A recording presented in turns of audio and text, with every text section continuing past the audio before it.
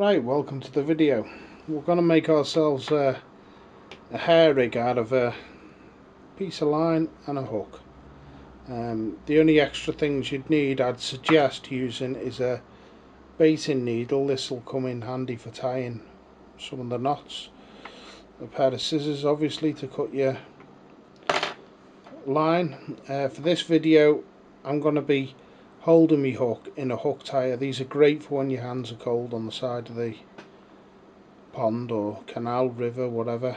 I'm not actually going to be using it as a hook tire, it's just so you can see what I'm doing. Okay, so let's start. Right, first things first, take your end of your line. So there's the end there. Just fold it over and make yourself a loop of line. I've done it on the other end, and when I get myself a loop, I tend to pinch the end there, and then you can let go, and it's a lot easier to you know how long it's going to be. It's a lot easier. So there I have, I've pinched it. I take my thumb and forefinger with my left hand, run it down to the line somewhere near the base, then just form another loop and pinch again with my thumb and forefinger. This is where I use the baiting needle. If your fingers are small enough, you might be able to pull that round and thread it through the loop that way. My fingers aren't small enough, so I use a baiting needle to go through there, through the actual loop itself. I hook the loop with a little hook on the baiting needle, pull it through, and then we've got our first very simple knot. At this stage, I tend to mess about with it to make this part of the loop end up as small as possible by just gently holding the knot and pulling the slack to the left. Before I tighten it up, I'm going to pass this through again. I'm going to repeat this step again. Just put it over the baiting needle, put the baiting needle through that loop again, hook it, and if all goes well, it ends up through it again. And now we've got a double knot.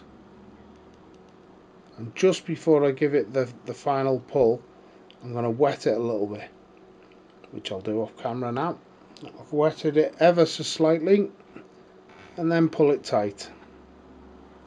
At this point now, you'll want to cut the excess off, not too close to the knot. You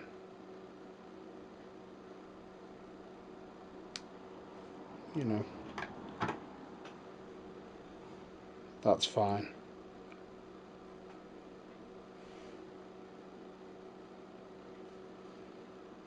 Right, next step.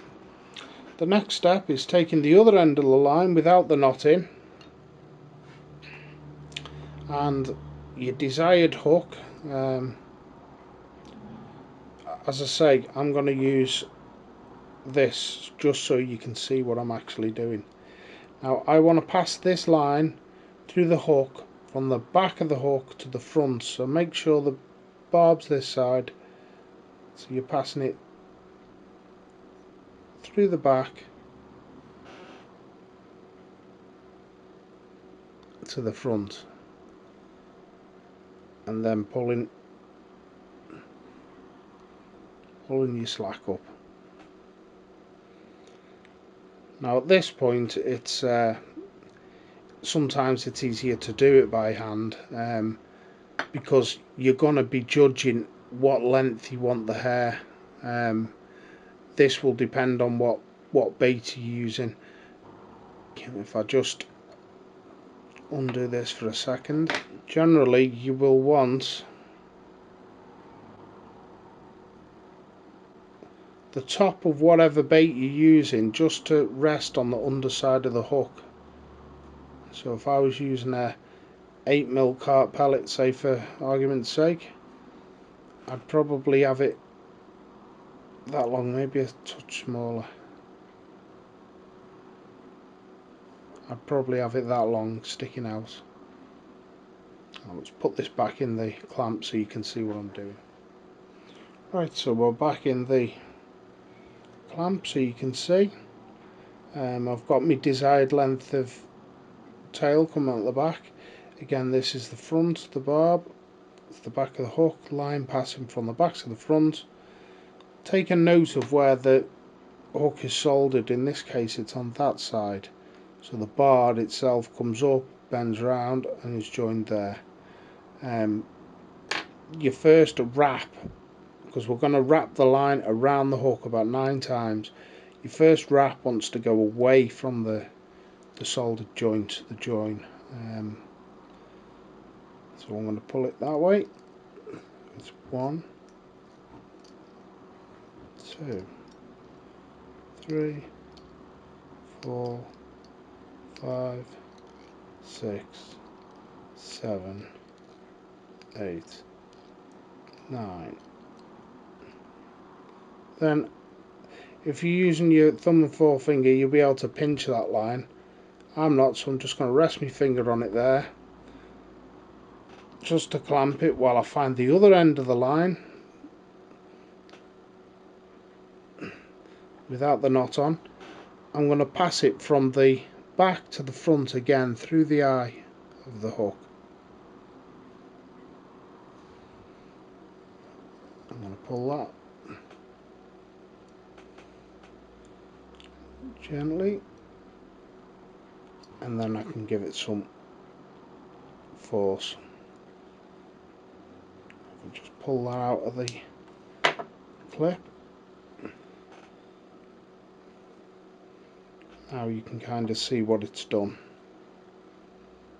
It's wrapped around, but it's also, because the line is coming out the front of the hook, it's kind of angled in, so when it goes into, or when a fish sucks it up, the hook, it always tends to pull towards the surface, so that'll increase your chances of hooking the fish when it takes the bait.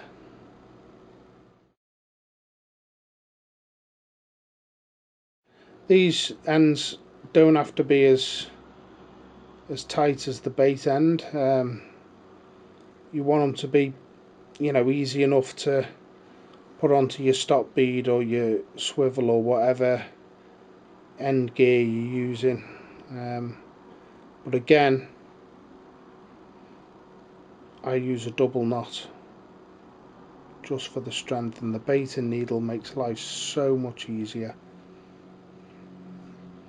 And again, wetting it just before I pull it tight.